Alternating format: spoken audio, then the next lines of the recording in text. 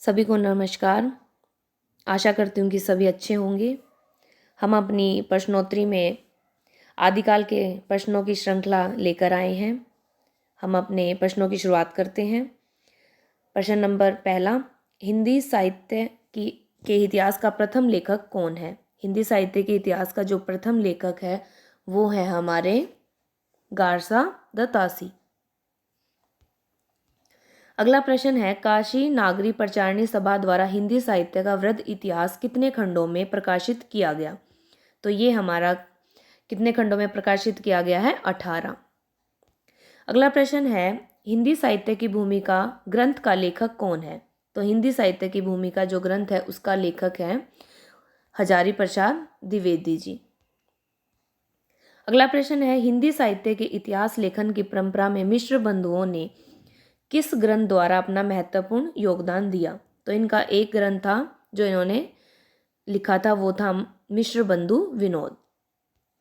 अगला प्रश्न है, हिंदी साहित्य के इतिहास लेखन से पूर्व किस प्रसिद्ध ग्रंथ में हिंदी के विभिन्न कवियों के जीवन वृत्त एवं कृतित्व का परिचय मिलता है? तो ये हमारा इसका जो सही उत्तर है वो होगा 84 वैष्णव की वार्ता।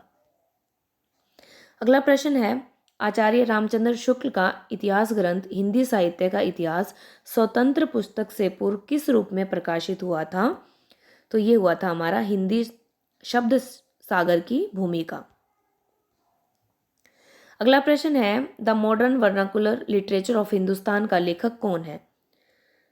तो जो इसका सही उत्तर है वो है हमारा जॉर्ज ग्रियर्सन।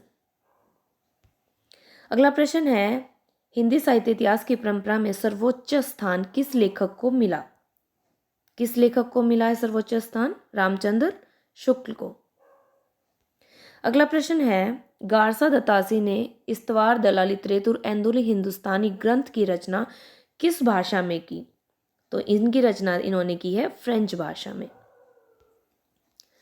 अगला प्रश्न है, हिंदी साहित्य नामक ग्रंथ इतिहास ग्रंथ का संपादन किसने किया? जो हिंदी साहित्य इतिहास ग्रंथ है इसका संपादन किया है डॉक्टर धीरेन्द्र वर्मा ने। अगला प्रश्न है, किस आलोचक ने आदिकाल को बीज वपन काल नाम से अभिहित किया है? तो जो इसका सही उत्तर है वो होगा हमारा महावीर प्रसाद द्विवेदी ने। अगला प्रश्न है, सरहपाद को हिंदी का प्रथम कवि किसने माना? तो जो सरहपाद है उनको हिंदी का प्रथम कवि माना है राहुल सांकृत्यायन ने। अगला प्रश्न है, आचार्य रामचंद्र शुक्ल ने हिंदी साहित्य के प्रारंभिक काल को किस नाम से अभिहित किया? तो इन्होंने किया है वीरगाथा काल। अगला प्रश्न है, हिंदी साहित्य के अंतर्गत किस काल को हिंदी साहित्य का स्वर्ण युग कहा गया है? तो भक्ति काल को हिंदी साहित्य का स्वर्ण युग कहा गया है। अगला प्रश्न है, आदिकालीन कृति ढोला मारूला दोहा की गणना किस साहित्य के अंतर्गत की जाती है? तो जो इसकी गणना है वो हमारी लौकिक साहित्य के अंतर्गत की जाती है।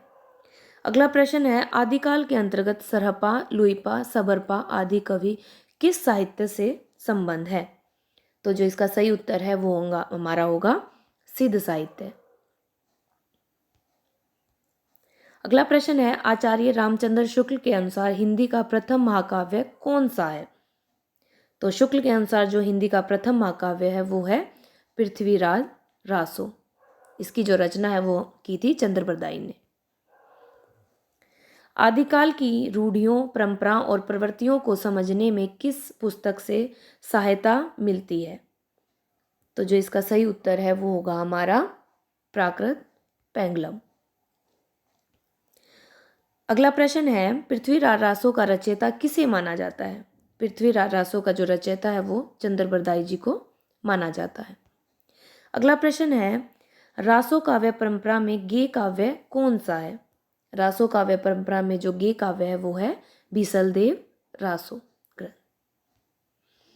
अगला प्रश्न है, दामोदर शर्मा द्वारा लिखित उक्ति व्यक्ति प्रकरण किस प्रकार का ग्रंथ है? तो ये है जो हमारा ये है व्याकरण ग्रंथ। अगला प्रश्न है, आदिकाल में खड़ी बोली को काव्य की भाषा बनाने वाला पहला कवि कौन है? तो आदिकाल में खड़ी बोली को काव्य की पहली भाषा बनाने वाला पहला कवि है, वो है हमारे अमीर खुसरो। अगला प्रश्न है, आदिकालीन शिलांकित कृति का नाम क्या है जिसे गद्य पद्य मिश्रित चंपू काव्य की प्राचीनतम हिंदी कृति माना गया? तो इसका सही उत्तर है वो होगा हमारा राउल वेल।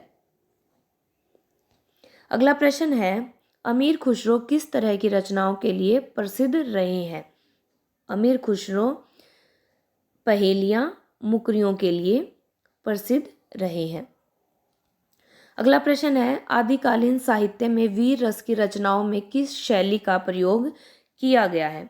तो इसमें किया गया है डिंगल भाषा का।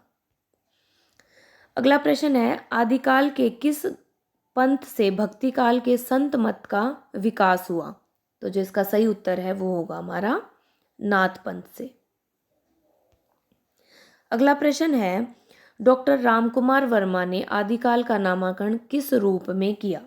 डॉक्टर रामकुमार वर्मा ने आदिकाल का जो है नामांकन वो किया संधिकाल और चारण काल के रूप में।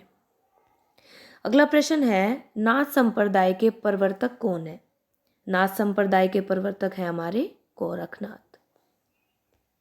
अगला प्रश्न है, कीर्तिलता और कीर्ति पताका किस कवि की रचनाएं हैं? कीर्तिलता और कीर्ति पताका जो हमारी वो विद्यापति की रचनाएं हैं।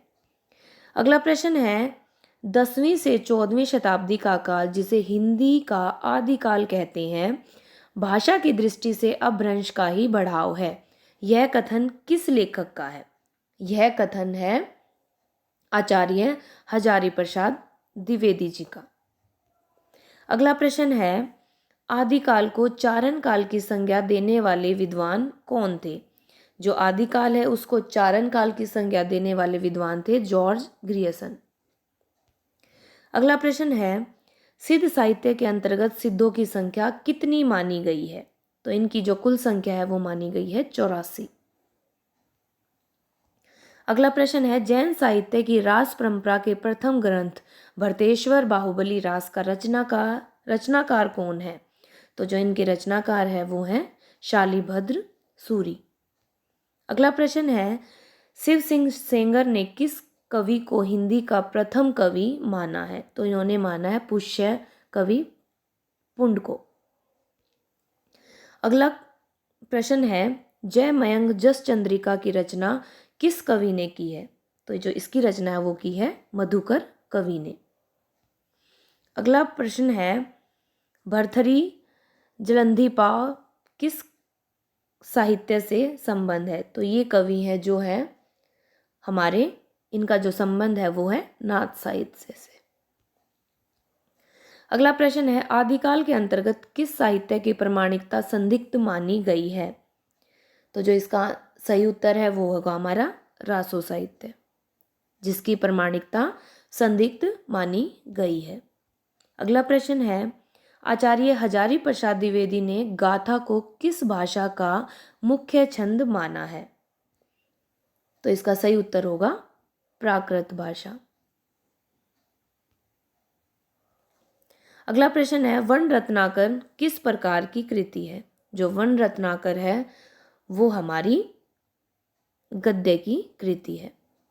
ये थे हमारे आदिकाल के कुछ महत्वपूर्ण प्रश्न। उम्मीद है आपको पसंद आए होंगे। Next video